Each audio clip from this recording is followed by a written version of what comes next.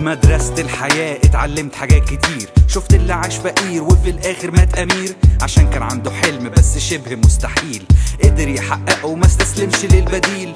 احساس جميل لما توصل وتكسب، والناس بتكذب عشان توصل هتتعب، لازم تفضل صاحي لما تجيلك فرصة تركب، ما تخليش حد يقف في طريقك، هتسبق وتلحق واللي يحاول يشوشك ويشتتك عن اللي انت واثق ان في يوم هيسعدك. ما تصدقوش، خليك قد كلمتك، مستقبلك جوه قلبك، ما تخليش حد يحبطك، ولو وقعت مرة حاول مرة كمان، عشان احنا في زمان الضعيف ملوش مكان.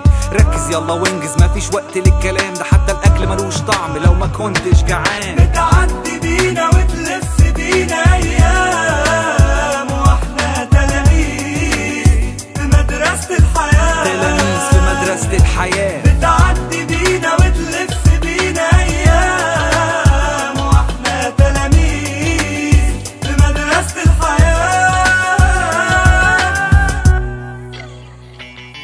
الحياة زي المدرسة وفيها كتير مدرسين، والباقي تلاميذ مش عاجبهم الروتين، اللي بقوا مهندسين واللي بقوا مجرمين، منهم الحقيقي والمزيف بوشين. والسؤال لو متابع الأغنية، انت شاري نفسك ولا بايع القضية؟ انت داري بنفسك ولا عايش للتسلية؟ ما انت عارف نفسك مش محتاج تحليل شخصية.